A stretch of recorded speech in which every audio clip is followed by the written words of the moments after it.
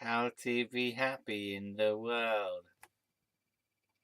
Yeah, everything's great, everyone. Yay! My life's amazing. Everything's wonderful in my life. Yeah, I'm good. How are you? I'm good, thanks. How are you? I'm fine, thanks. You? How are you? Fine? I'm fine. Are you fine? We're all fine. How to be happy every day of your life. Hello! Next customer, please. Hi there.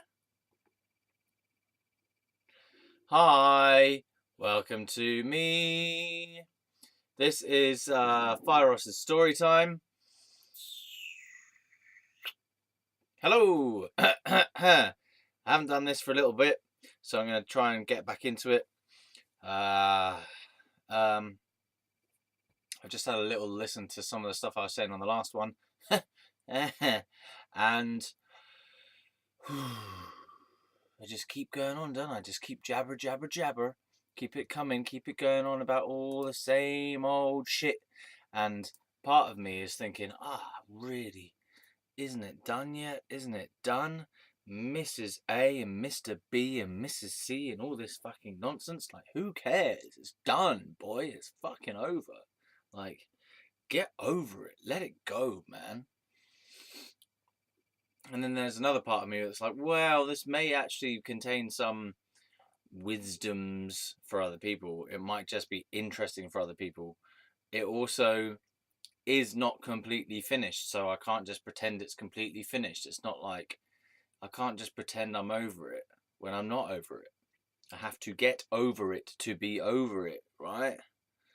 So this is how I'm getting over it, telling the story.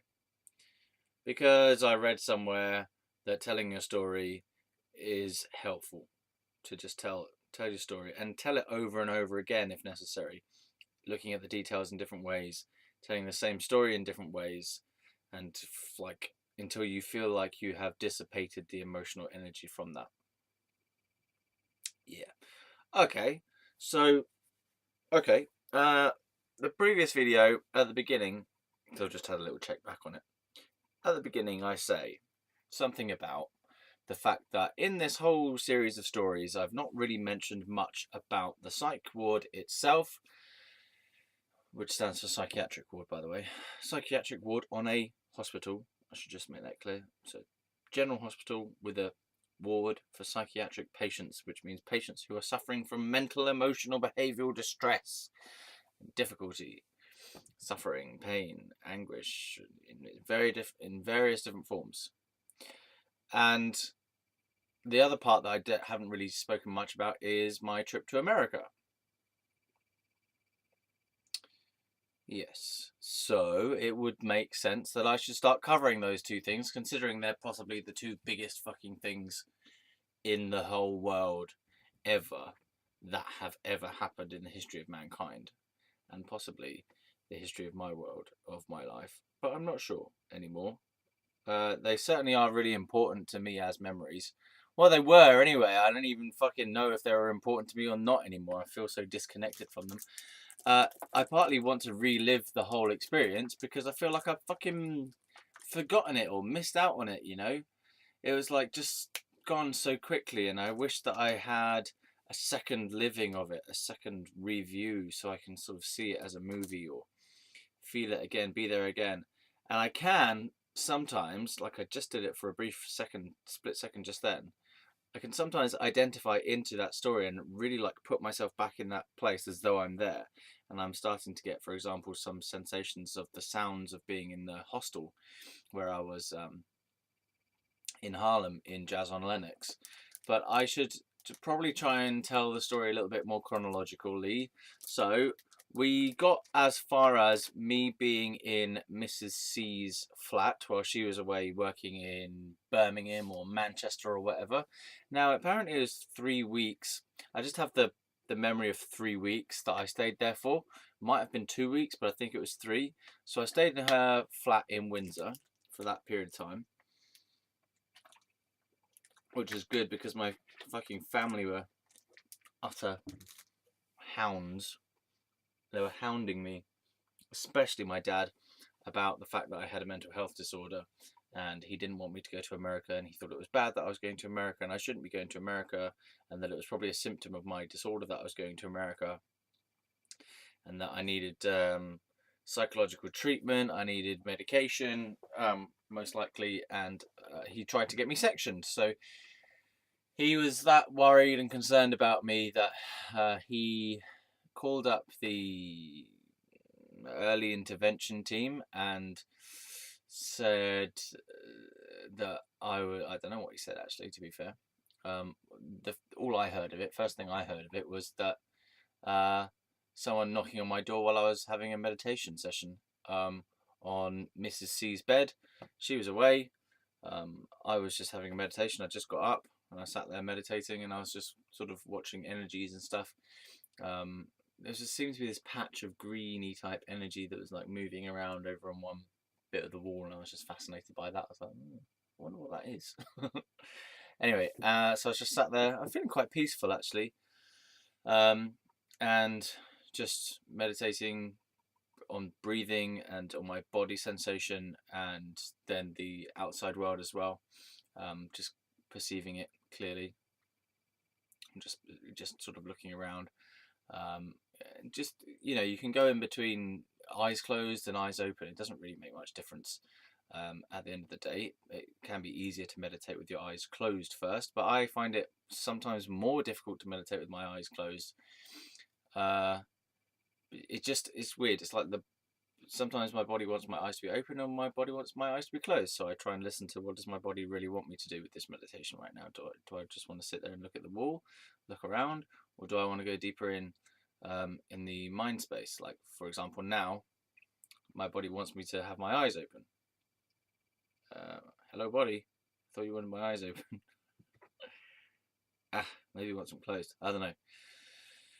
But that particular time, I believe I started off doing a little bit of eyes closed meditation, and then I was doing an eyes open meditation as I was looking around at the different patterns on the wall and the energy and stuff there. And then there was a knock at the door, and immediately a fear sensation came in, because I suppose I had this knowing that there were people who were after me. My dad was constantly after me and trying to get me psychological help, which I perceived as a ridiculously annoying chase on my spiritual journey. He's like trying to kind of pin me down and to stop me from going on my spiritual journey, and to stop me from being who I was, and to stop me experiencing whatever it was that I was experiencing, which I didn't find particularly troubling. All right, I was having some empathic, emotional, energetic disturbances that I wasn't quite happy with. Like, I didn't like the fact that I kept ingesting other people's energy and feeling sick around other people all the time. I was just taking on all their negativity, and it would just go into my body, and I'd have to go out into the field and like de-energize it by screaming into the earth or venting it somehow. Like, I used to sit in my car and like put a towel or a jumper around me and just yell into the jumper until the feeling of that energy had dissipated. Yeah. So I didn't like that I just seemed to be absorbing everyone's energy all of a sudden, and like Mrs. C made me feel ill sometimes when I was around her. Not all the time, but a little bit of the time. It made me feel sick, and I was like, oh god, ugh. Bleh. And then my dad, I would sense that there was lots of aggression in my dad, that he was kind of, he would smother his own aggression, and his aggression came out in a control tendency, rather than, so it's like a passive aggressive thing, rather than sort of assertively just actually being violent or being aggressive or being abusive directly, shouting or whatever. It was channeled into this kind of manipulative strategy that my dad had, where he was always trying to prove his points, and he was always trying to make sure that other people were doing what he wanted them to do and following his course of action. and to prove that he was right and that his way of thinking was the best, and that people should follow his ideas, and that his plan should be adopted by the whole family, for example, and that his ideas were correct in terms of his belief structures as well, about atheism, about science, about anything. The intellectual like strength of him was big, powerful. You couldn't argue with him because he would just outthink you and out strategize you and out argue you. And it was just very it was this cover for this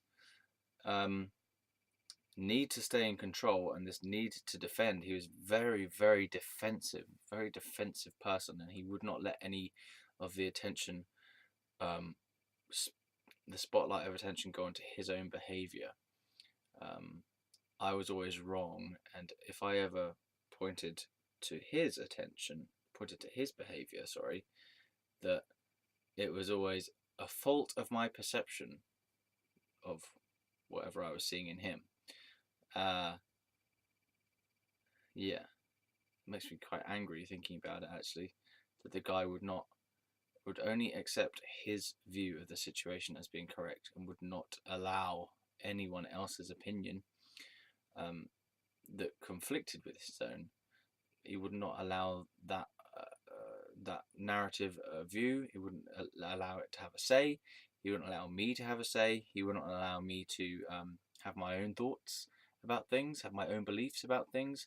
He was distressed that I'd gone into a new age way of thinking and a new age set of practices about psychic stuff and intuition and following your body and this meditation, and no longer believing in science, basically, and the medical profession as strongly as he did. And it was just this massive clash of ideological systems, where I was just like, I believe in spirit, and I believe in the universe, and I believe in God, and I believe in signs and synchronicities, and I believe in meditation, and the present moment is all that exists, and following my intuition and listening to the signs of the universe and my gut feeling and this kind of thing.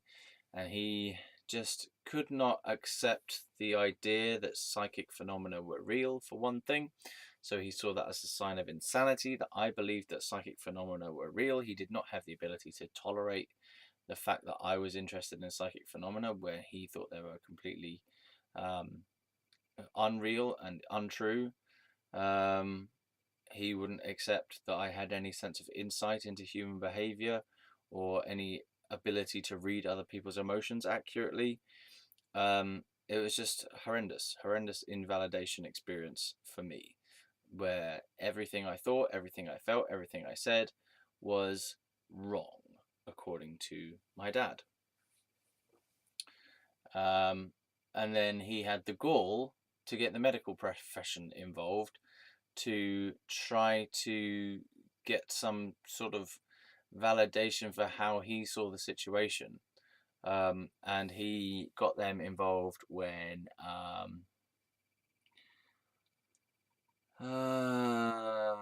was staying at Mrs. C's. So I just finished this meditation, hear a knock on the door, and in comes my dad with two mental health nurses and a doctor, a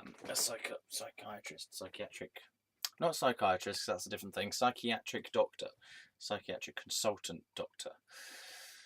Yeah, and so there was one mental health nurse and then another, a social worker, I think it was actually a social worker. You have to have a certain set of people in order to get sectioning. There has to be like who is needed to be present for a sectioning. There's like a specific set of team members who have to be present, I think, for like to give their opinion on the thing, in order to say yes to it or whatever. I think it's 3 people. Legal rights sectioning. I hate this whole stuff. This whole sectioning business is extremely unpleasant, to say the least. Pardon me. Yeah, geez. Sectioning. Let's have a quick summary. Terms you need to know about sectioning. Being assessed. Before you can be lawfully sectioned, a team of health professionals will be sent out to assess you. This may happen at home or in hospital or in a place of safety.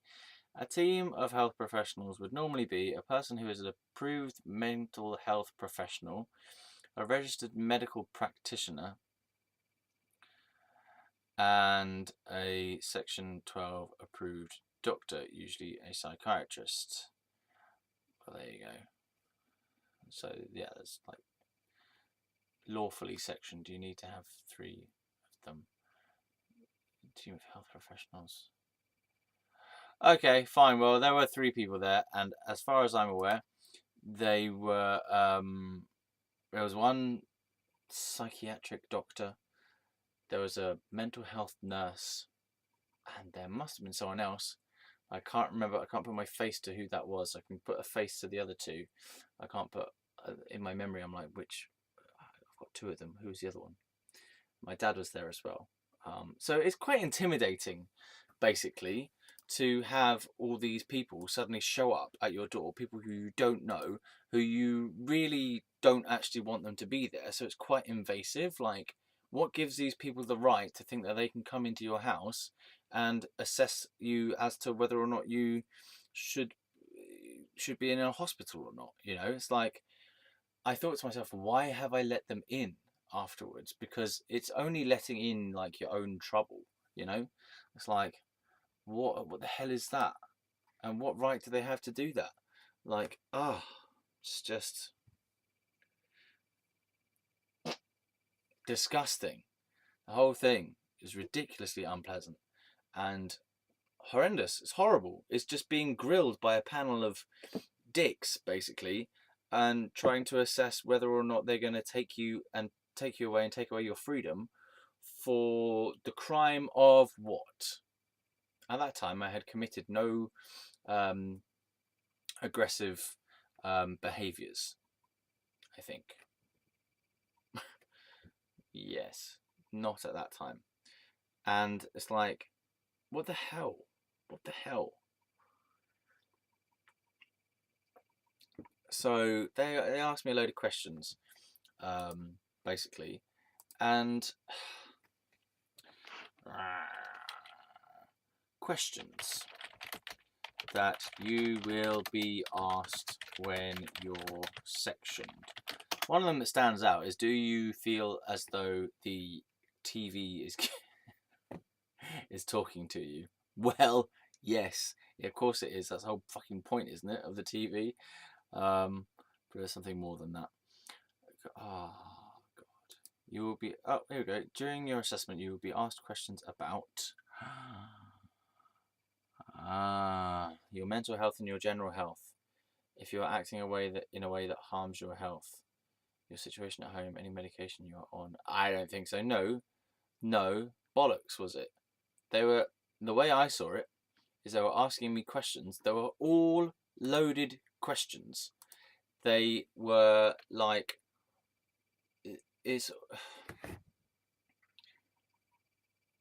some of them felt like a double bind. Like, if you said yes, then they were going to think you were crazy, and if you said no, they were going to think you're crazy. So there was lots of loaded questions. I just felt like, well, you're not actually just asking me in a free and open way, like, how am I feeling and how is my life going, and taking into consideration how I actually genuinely feel. It's like they had this whole list of questions and they were going to make an assessment on how I answered them and put a little sort of criteria to them. But the whole point is that they control the flow of that conversation using their thing of questions. So it's like they are actively looking for signs of ill health. They're not just there to listen to you and listen to your own report of your own state of mind and health. It's just, I feel really angry, I suppose, and upset about the way that the whole thing is conducted. I just think it's out to section people, obviously, but it's out to see the worst out of the situation, basically. That the whole assessment that I went through is giving you like all these ridiculous questions about potential symptoms that you might have and potential behaviors that you might be engaging in. And it's like, it just feels like a massive trap, you know? And I can expect that people who go through a sectioning interview may fail it and be sectioned just because of the ridiculous amount of pressure it puts on an individual to be sat there with a panel of dicks who are all authority figures who have the power to take your freedom away. I think that's an emotionally distressing situation for most people.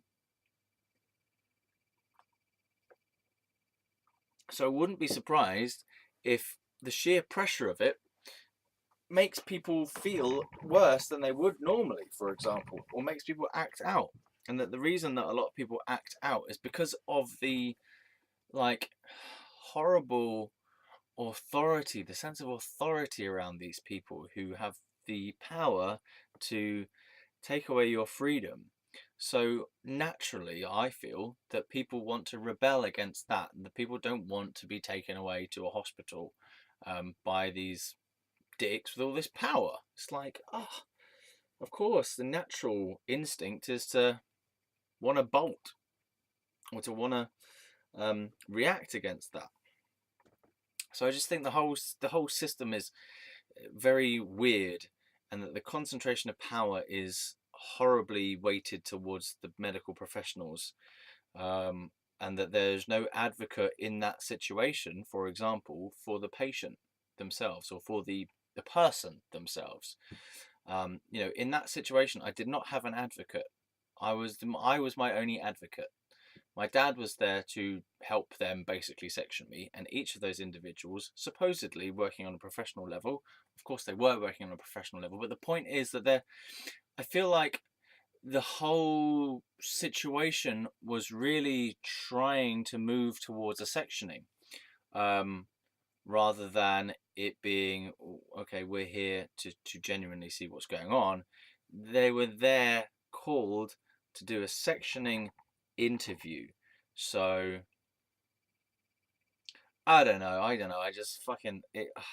It was grim. It was really grim, and I felt like I had to be really careful as to what I was saying in case I said something stupid, and that they would just like take me in because I didn't answer the question well enough, or I said something that was ticking a random box that I didn't know would be ticking a mental health box or something,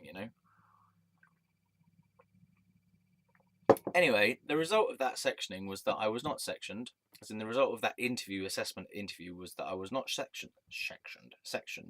I was not sectioned on that occasion, because the doctors and nurses felt that they did not have enough evidence that I was at a risk to myself or to other people. But I was told by this stupid fucking nurse that I had, you definitely have a problem, but we don't know what it is, or there's definitely something wrong with you. And I'm like, you people are probably more insane than I am. Like, if you go around telling people that they've got a problem, and you're supposed to be a health professional, a mental health professional, and you are just coming across as an authoritarian, judgmental prick, basically.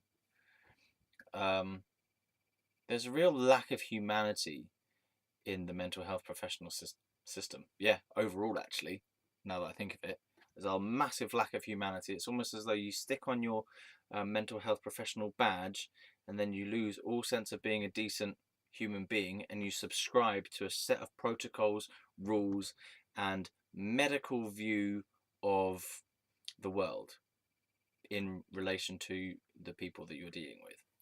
And you cease to become a genuine human being. You cease being a genuine human being, and you take on this massive role structure. And yeah, fuck it.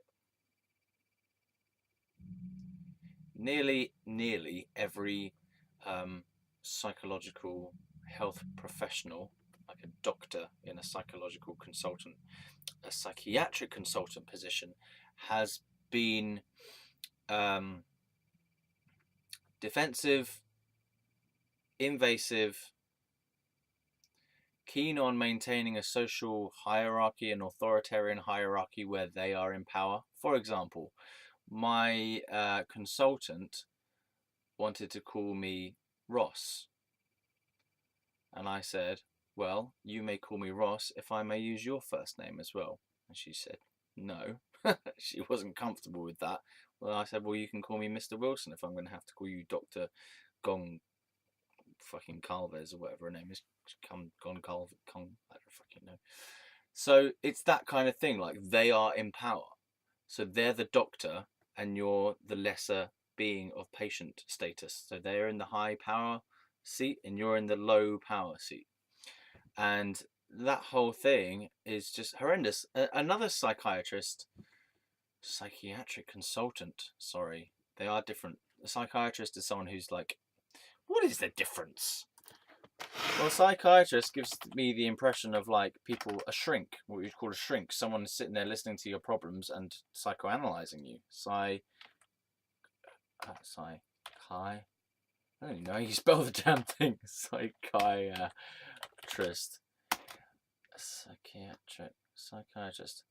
Psychiatrists are medical doctors who are experts in mental experts in mental health. They specialize in diagnosing and treating people with mental illness. All right.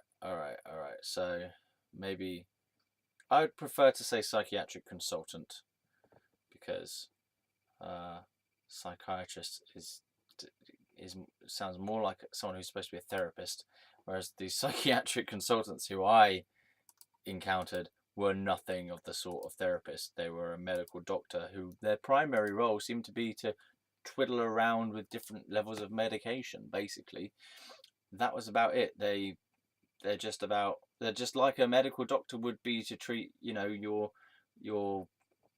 arthritis or something, so they're just really concerned with, you go and have a consultation with your psychiatric consultant doctor, you talk about your symptoms and you talk about how things have been going, and the result of those conversations are an increase in medication, a reduction in medication, a change of medication, and maybe some banal, terrible advice in terms of life strategy or whatever.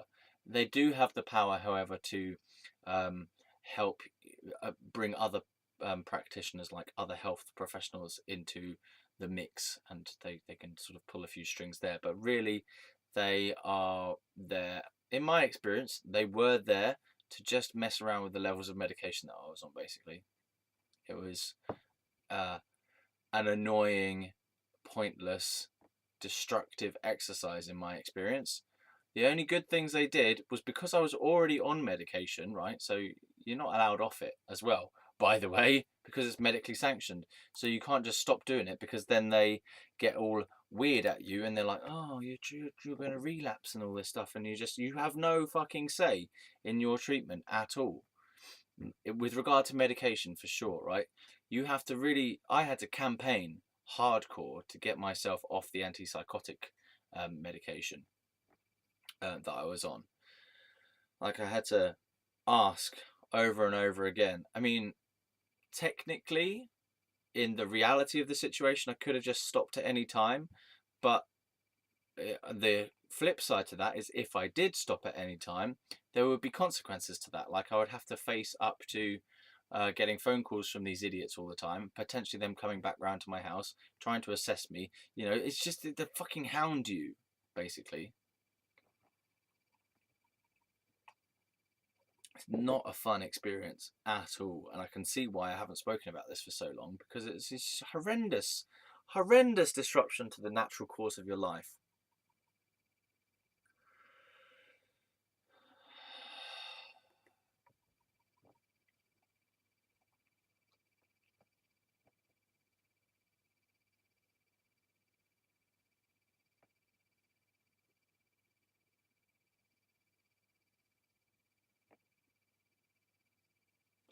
So let's go back to the sectioning, because this is how this has started. So I was staying at Mrs. C's house in Windsor. The people came along to try and section me, but they didn't find enough evidence in the things I was saying and the way that I was presenting myself, as you know, the way I was carrying myself, whatever, the way I was acting, the way I was behaving. They didn't find enough evidence from that. I didn't tick enough of their little boxes basically when I answered the questions. You know, they couldn't find enough criteria that I was meeting to say that I was at risk of harming myself or others. And therefore that I did not need to be sectioned, but that they recommended that I don't know, see a counsellor or something like that. I can't remember. Anyway, so my dad was there, as I mentioned, and after all the health professionals had gone, me and my dad had a little conversation on the stairs, and I was just saying to him, like, what are you up to? What are you doing? Like, and he was like, oh, I had to, and I felt so guilty. I'm like, just what are you doing? You know, because I hadn't lost my sense of care for other people. In fact, that had magnified. And people, they thought it was part of my illness, because I was no longer acting in a defensive way. They saw it as being something wrong with me to care about people who are in an authority situation. I don't know. That's the way I saw it anyway. So yeah, I said to him, what are you doing? Like, what is up with you? Why are you doing this? Like, just stop. You know, just give it up, leave it alone. And he was just moping about being guilty for doing it and all this stuff. I'm just like, you're a dick. You're an actual dick. Like, what is your fucking problem? You know, and he kept it all to himself as well. He was like, oh, I had to do it all by myself because I didn't want to get the family involved. You're a dick.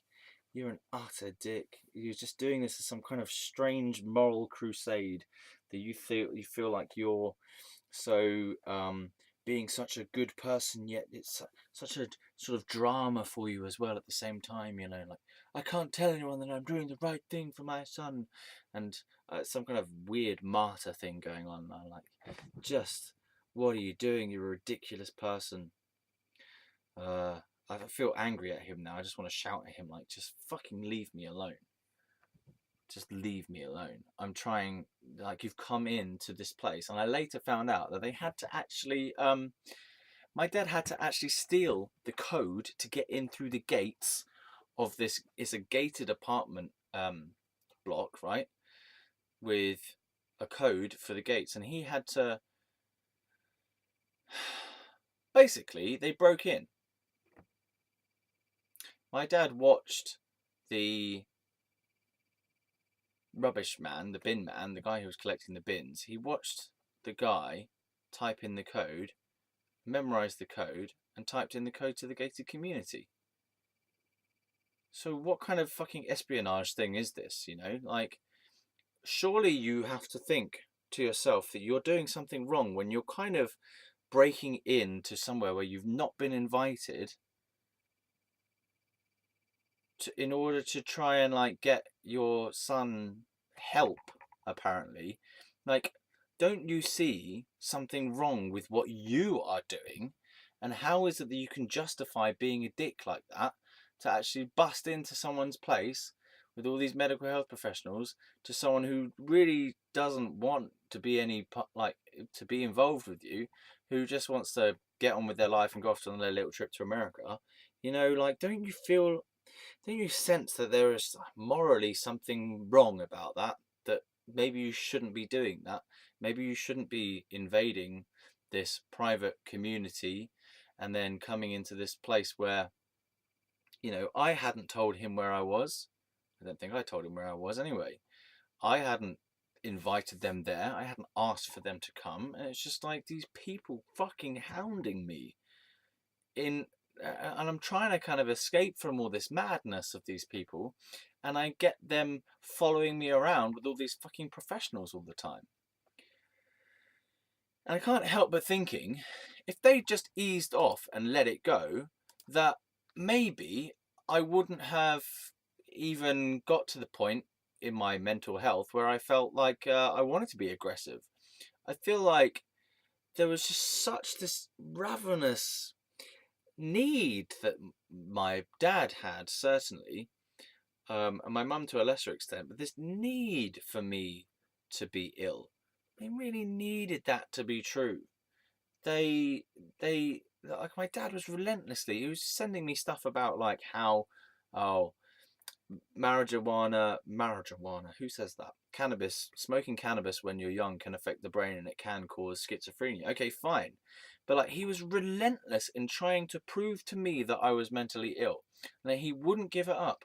And he wouldn't like allow me to just not believe it and just go, okay. And I was saying to him, look, I really don't want to have this coming from you. Like, you've obviously got this idea in your head that I've got a mental illness, right?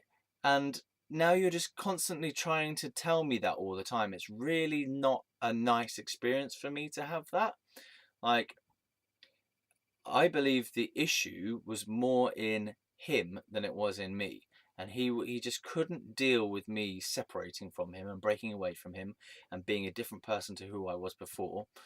And he just was just obsessed with trying to keep hold of me to make sure I didn't go away to New York and didn't end up in a ditch or some bollocks. So it was a complete lack of trust and lack of faith in my ability, my resourcefulness, or whatever, and just obsessive worrying about me, like real massive attachment disorder kind of thing, from my dad.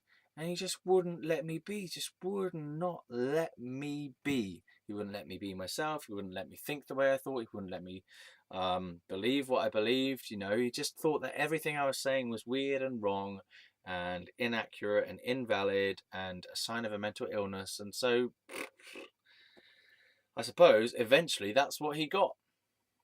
I remember thinking, if anything's going to drive a person insane, it's people telling you that you're insane and not leaving you alone and hounding you all the fucking time.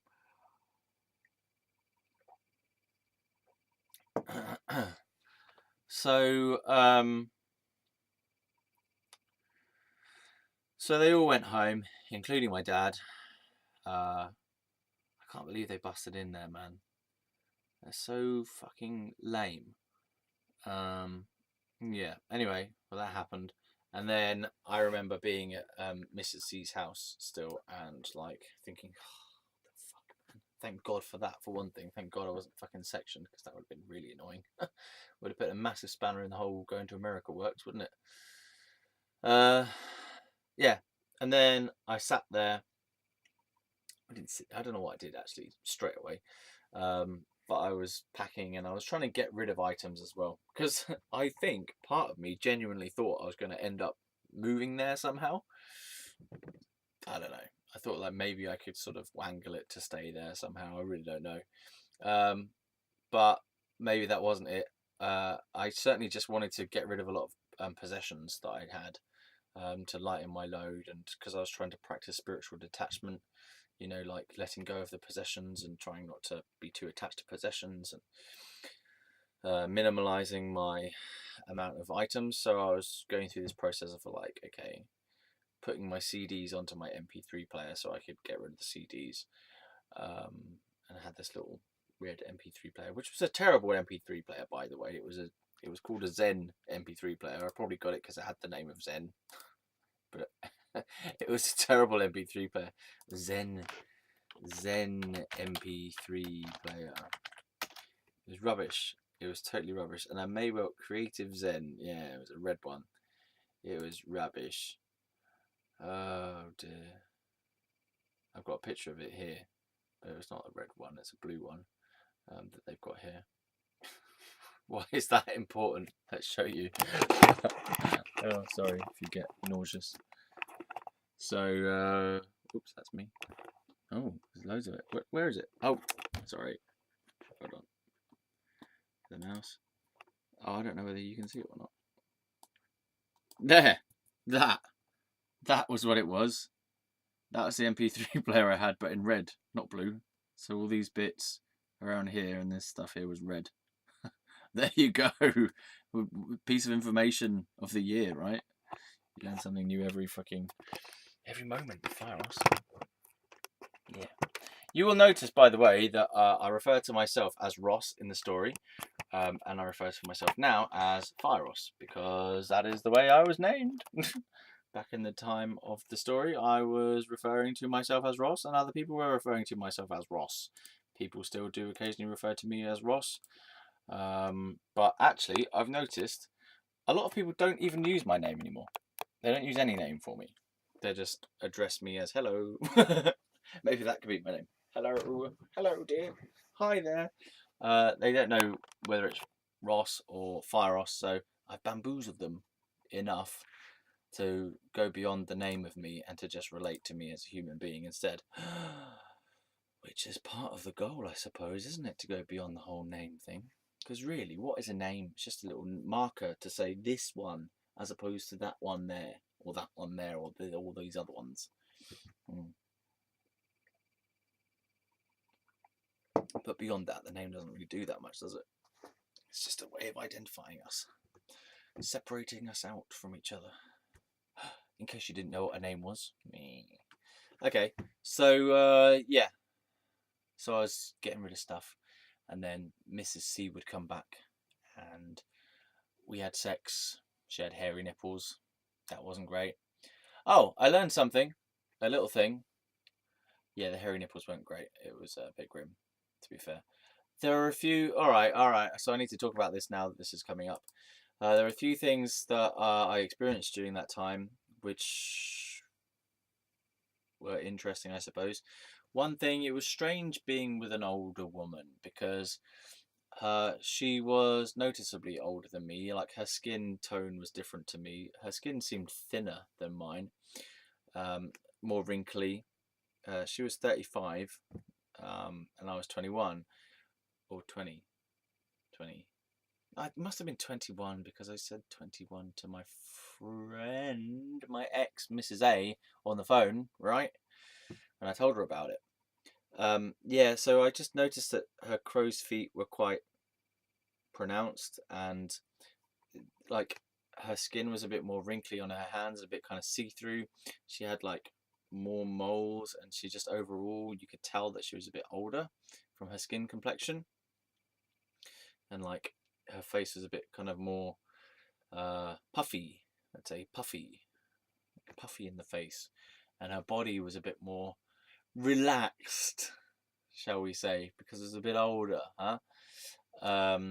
So yeah, relaxed is a good word. Not necessarily saggy, but just relaxed, a little bit more relaxed and soft.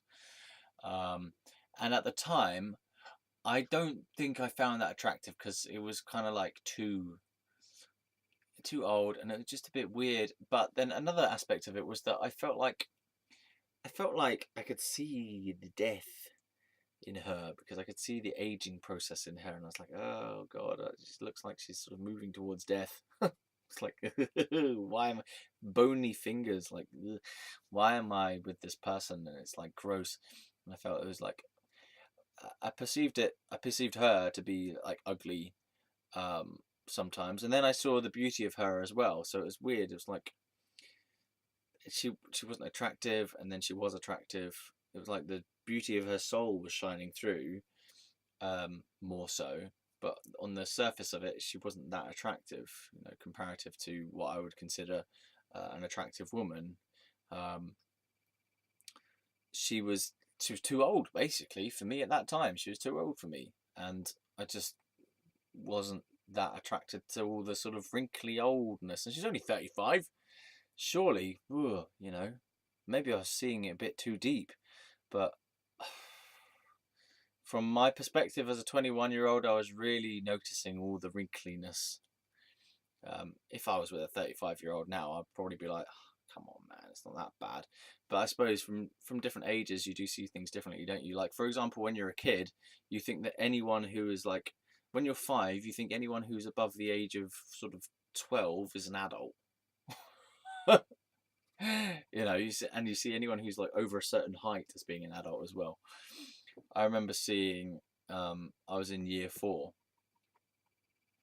and this new this new girl had come in, right, and she was sat on a chair. Because she was sat on a chair and was quite tall, quite big, tall, big, tall, big, tall, tall, and wide, but not fat.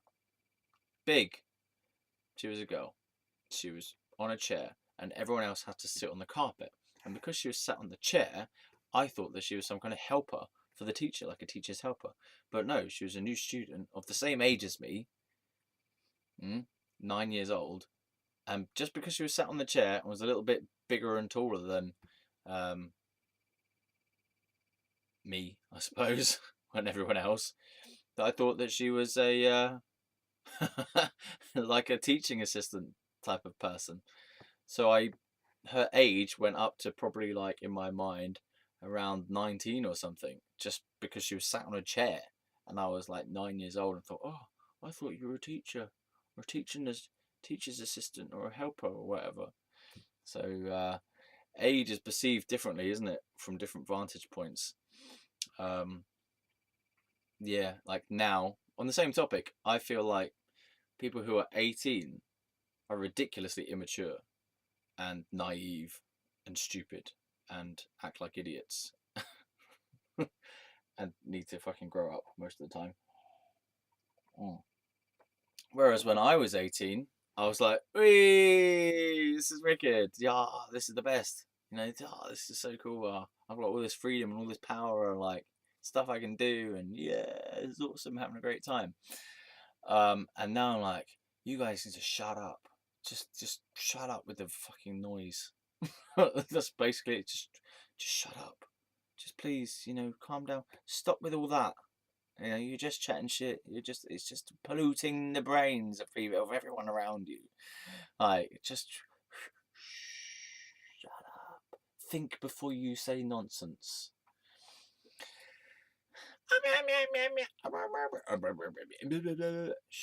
Just rest first. Breathe a few times and then go, yes, I am an idiot, and maybe I won't say that. Okay, so age is perceived in different ways, isn't it, at different ages? So at that age of 21, I was looking at her and I saw her as being way older than she really was, as in, like, something was magnified about her sense of age from my perspective. I was like, oh god, she looks really old. She looks like she's about to die. And then another part of the story is just my dad will not let me have my own fucking perceptions at that time. He would not let me think bad things about other people. I must have told him, or he must have read a bit of my journal or something, because I was quite keen on just sharing my journals to people all the time. And he must have read something in the journal, because he said, like, oh, and you were very disparaging about her in your journal. You said that she was ugly in your journal. I was like, yeah, because that's how I fucking saw things. Like, that's the genuine way to experience life, you fucking dickhead.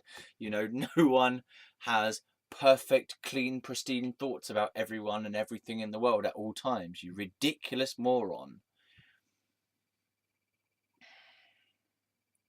So I felt like he was somehow telling me off for not finding this 35-year-old attractive.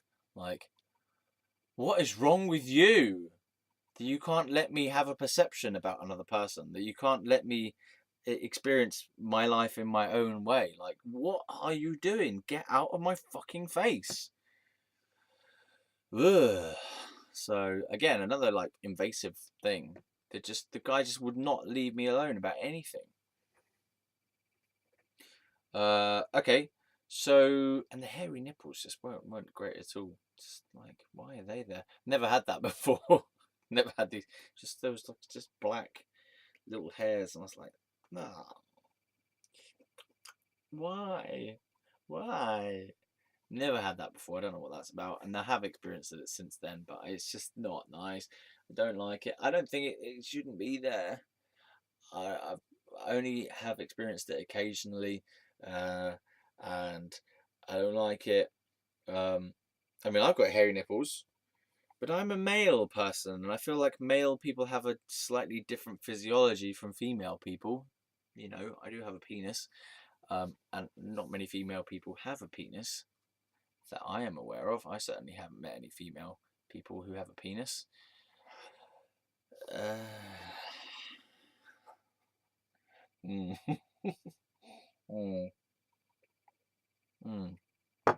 So yeah, who cares whether I'm being socially acceptable or fucking not, or appropriate or not? I don't fucking care.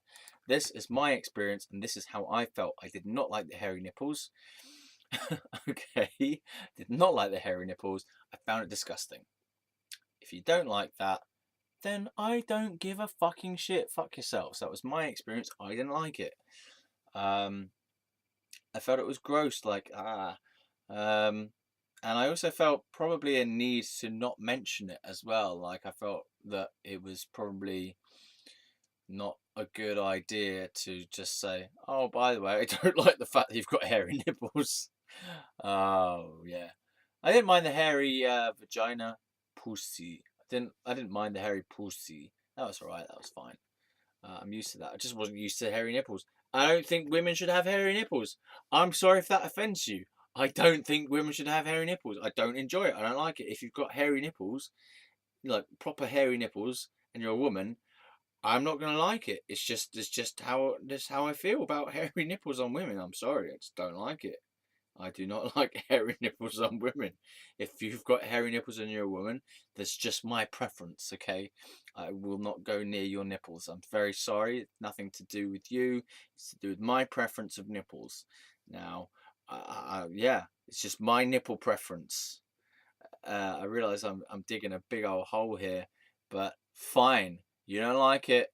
Get out of my channel. Go elsewhere. This is not for you. This is the honest truth. Fucking hairy nipples. Not a fan of them. So they're gone. Thank God for that. Then I must have gone to America. So I went to America. America. Oh, but before that, we did have some dates with me and Mrs. C. We had a date out on the lawn.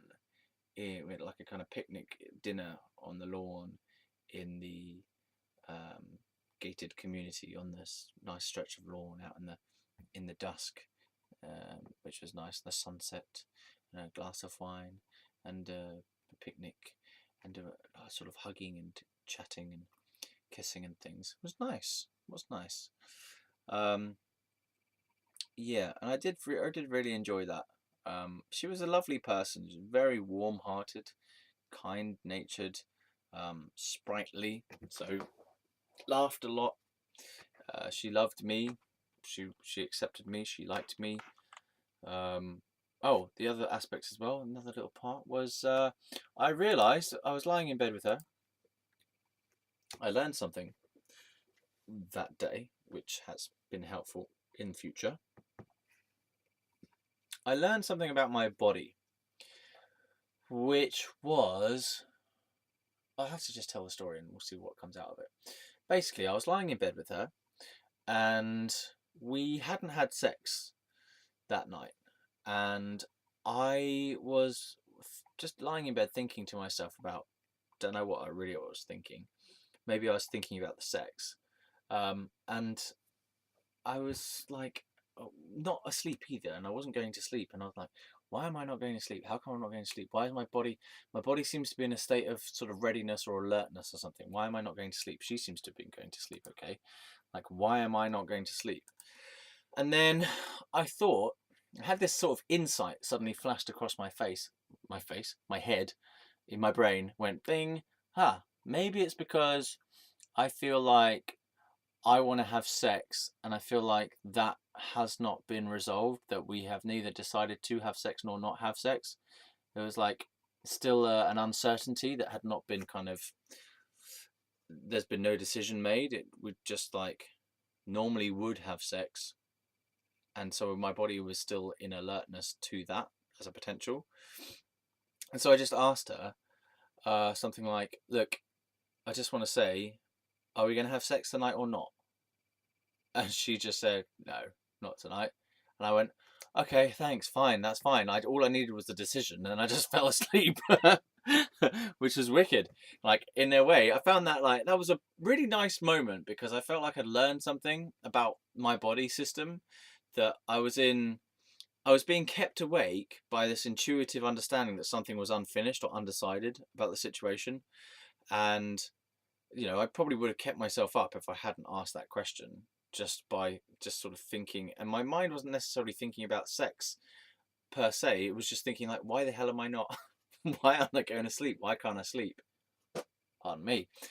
And yeah, so that was a really good moment actually, because I felt like I'd been wise somehow, like I'd kind of assessed the situation correctly as to maybe it's because I feel like I want to have sex and there's been no decision made on that, like whether it's actually going to happen or not. So I just asked her out and out. I said, "Look, I can't sleep. Are we going to have sex tonight or not?" And she was like, "No, not tonight." I was like, and something just, it was like it was a click, literally like a switch, that my brain and my body system just needed to know that one piece of information, either a yes or a no. And when the no came, it was just like, okay, fine, I can just do, and I just just went straight to sleep pretty much. I remember falling asleep very, very quickly and waking up and going, oh, so that's what it was. I just remember it kind of just completely like, shoo, sent my body into relaxation mode immediately, and I fell asleep, which was brilliant. And I was really kind of proud of that I'd assessed the situation correctly, and I'd gone into the knowingness and asked myself what's going on here, and sensed into the situation like, okay, what is this? And yes, I was very pleased that had worked, and it worked so well, and I was like, this is amazing. So I just repeat it again. I was couldn't sleep. She was there next to me, and I was like thinking, why haven't we had sex? Or maybe we were going to have sex and it hasn't happened, and what's going on? And I just out and out asked her, are we going to have sex tonight or not? And she said no, and I went, okay. Sleep. That was amazing. That was a beautiful moment. I'm so pleased about that. And the lesson to take from that is to trust those little intuitions about stuff, those little gut reactions, because oftentimes I have played that same kind of hunch as to what may be the reason a situation is stuck, or a reason that something doesn't feel right, and to just put it out there as an offering as to, do you feel this way?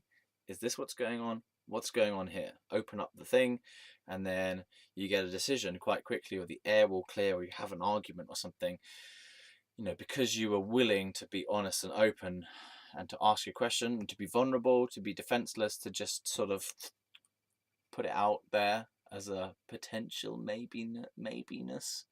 Yeah. So that was good. I'm pleased with that. Very pleased with that moment. Marvelous bit of spiritual intelligence. Are we going to have sex tonight or not? No. Oh, that's why I wasn't asleep. Bong. Yes, and now I am asleep. All right. Okay. So those were the two bits. Oh, the final bit. We had another date. I took her to this special place that I had, which was just this place by the motorway actually, but it was up on a little hill. A place I used to go to in my car, and I used to write poetry up on this hill by the motorway.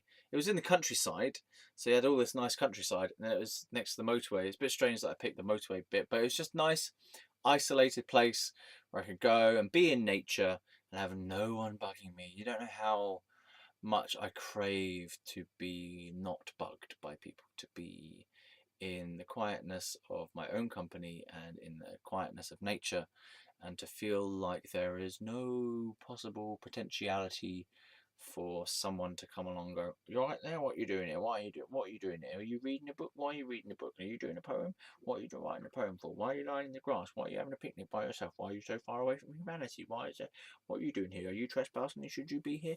What am I doing? Why am I here? How am I having a walk? Why am I having a walk? I just need nature, but like, the problem with this nature stuff is everyone else has thought of that idea themselves. So wherever you go, it seems like someone's going to show up and go, hello there. You find the deepest place in a forest, and someone else goes, you're right, mate, how's it going? I just want to get away from people. And there's always someone who goes, hello there, I was just planning on walking my dog through the most deepest part of the forest. And I just want to be somewhere away from all people, just for like an hour, and for there to be no chance of another person coming by, because there's always a sense that there's a chance that someone's going to fucking show up and go, hello there, I was just walking my dog through the most deepest part of the fucking wilderness. No, I was just walking my dog through the Sahara Desert. I just thought I'd pop along and say hello, how are you doing? It's so annoying. It's so fucking hard to find a little fucking spot, little place of sanctitude, like a fucking. You can't go anywhere.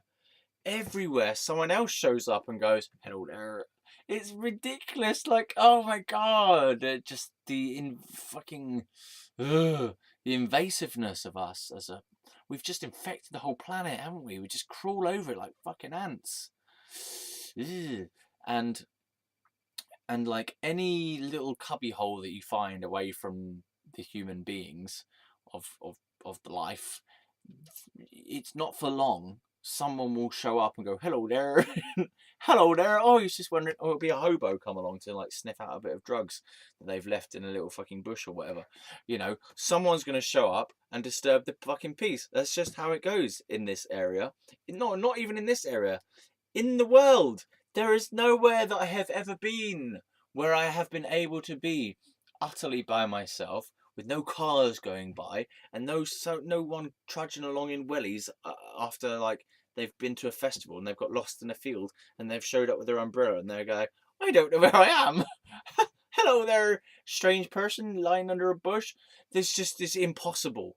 Like, wherever I go, someone will show up within about half an hour, usually, or like maximum an hour or 2 hours. Someone's going to come along and go, oh, are you meant to be here? What, what's going on? What? I hate that. I really wish that I could just go out into a fucking field and find a little bit where no one else knows about that bit. And no one else is going to come along and have like, get out of their car and go for a piss next to me. Like I found a little cubby hole by I don't know, by the side of a road in a little field, and then I sit there, and then 10 minutes later, someone gets out of their cars and goes for a slash. Oh, man. Oh. I'm like a homing pigeon. You can't get. Oh, no, I'm not. I'm like a homing beacon. I swear, yeah. Anywhere I go, I used to find this in the skate park as well. You go to the skate park with my brother, and we'd be the first people there, right? And you're like, oh, now that we've come, everyone's gonna fucking show up, and that's how it goes. You get there, and no one's been there. No one's been there for like the last 3 hours. But as soon as you show up, 5 minutes later, everyone goes, hello there. Oh, he's just planning on doing a little bit of skateboarding. And I'm like, fucking why? Why they like follow me around like flies? I don't know. Is it because I stink? It is. Yeah. Like, I just want a bit of peace. I just want to have like a bush tree thing. I just want to have a fucking cave. I want to have a cave with a door on the front that just no one can have a slash on me or by me. I want no one to know where I am, and I want to just go out to this fucking cave and sit in the cave, and to have no cars going by the cave, right? And I have a fresh supply of McDonald's in the cave for a good 4 or 5 hours. Just sit there, have a wank in the cave, lie about going like this. Oh, finally I can rest. Just like this in a cave. Like, yeah, no one's here. Have a wank, and then go back home. That's all I want. That is my only goal in life. Is a fucking cave. Just want a cave, and I don't want someone to show up and knock on the door of the cave and go, "Hey, I got your mail." I don't need my mail in the cave. I just want 5 minutes, 5 hours. I just want like half a day in a cave by myself with no birds tweeting and screaming either, because there's always a bird going.